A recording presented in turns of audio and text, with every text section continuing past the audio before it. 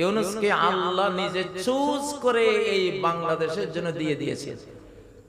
আলহামদুলিল্লাহ।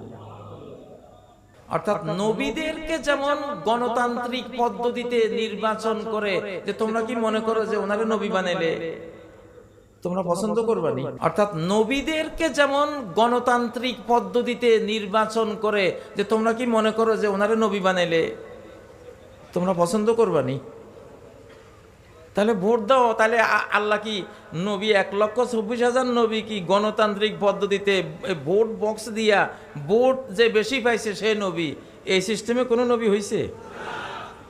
হ্যাঁ, শেষ জামানার খলিফারা আসবে নবীদের স্টাইলে, মানে আল্লাহ নিজে মনোনীত করে চুজ করে পছন্দ করে দিয়ে দিবেন, যা বান্দা তোদের মনের মানুষটা দিলাম, তোরা দেখলে সবাই মেনে নিবি, শান্তি পাবি, যা দিলাম। ইউনূস সাহেব এভাবে আসছে না? এভাবে আসছে না? নির্ধারণ, নির্বাচন না, এটা নির্ধারণ।